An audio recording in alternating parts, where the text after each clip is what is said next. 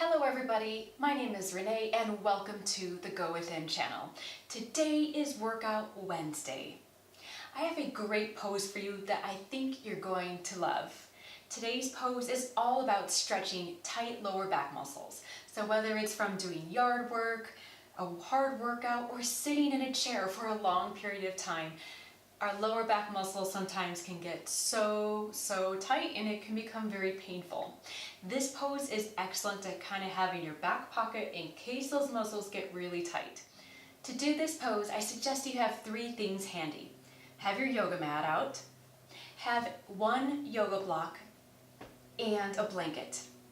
If you don't have any of those and would like to get your own, I will put links to all of that below the video. You may not need any of those, but it's good to have them on hand just in case. This pose is very alignment heavy. What I mean is, in order to get the most out of this pose, you need to pay very careful attention to your alignment. So I'm going to talk all about that as we go through and offer you a couple different variations and modifications that might fit your unique situation. So let's go ahead and get started. The first thing you're going to do is to take one leg outstretched on the floor at about a 45-degree angle. Naturally, the foot is going to roll out and the thigh is going to roll out, but point those toes straight up towards the ceiling and then take your other foot and put the sole of the foot against your thigh. Now, here's the first check-in point for you. If holding this pose and sitting upright is difficult, you'll notice it right now. It'll feel like a lot of effort. You may find that the knee is bent, or you may find that your pelvis tilts back. There's one remedy that can help correct that right away, and that's where the blanket comes in.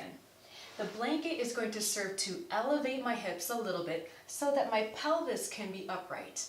What we don't want to do is to allow the pelvis to round and the lower back to round. We want everything to be nice and straight right here. So what I'm going to do is to take my blanket folded like this, slide it right underneath me.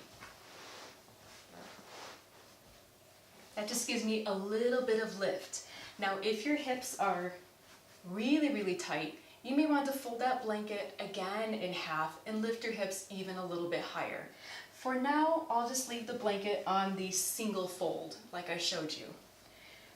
So this puts me in nice straight alignment in my pelvis.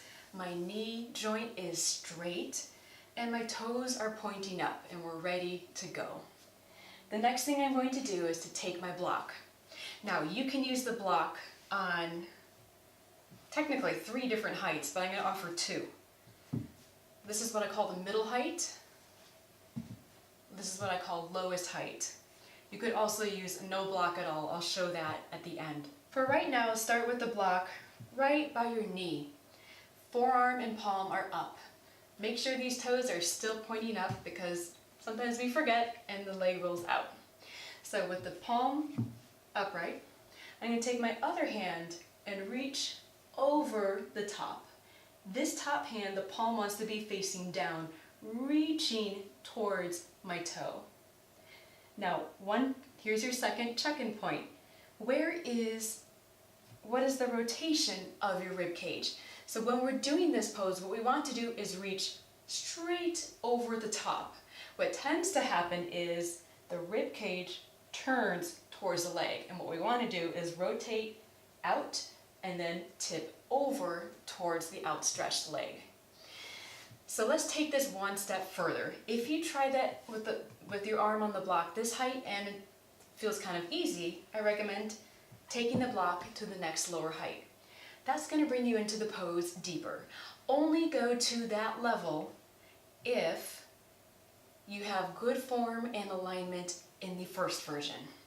So again, I'll place my forearm here, and maybe if I feel like I need a little bit more, I'll slide that block closer to my toe.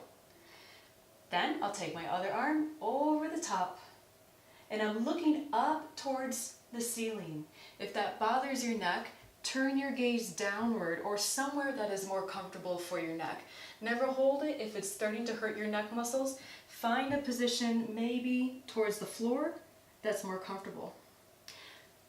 Third check-in point. As you're holding the pose, check in with your pelvis. What's going on? Did your pelvis roll back? That's very, very common.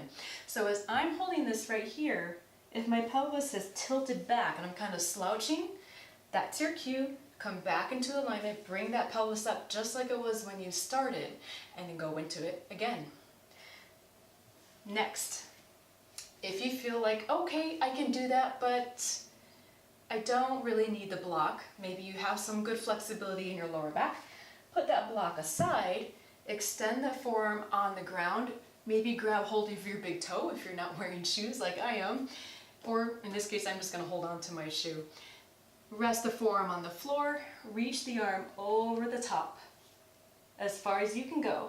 Check in with your pelvis and check in with the rotation of your torso. Make sure you haven't folded downwards, so keep everything here nice and open, reaching over the top. You're gonna hold that for a little while, maybe 10, 15, 20 seconds. Come on up and relax, and then you'll go to the other side and do it on that side too.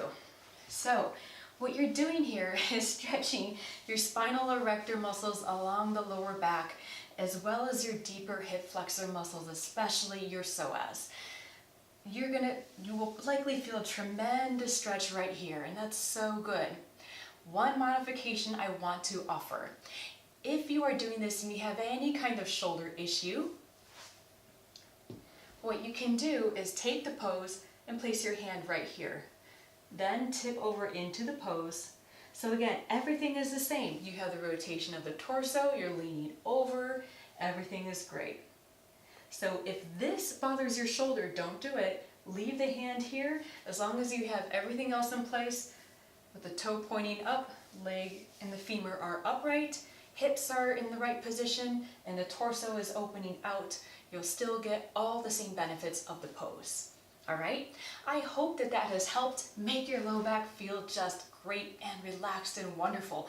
Please let me know how it goes. I would love to hear from you. Thank you so much for joining me, and I hope you will like, share, and subscribe. Thank you so much. I'll see you next time.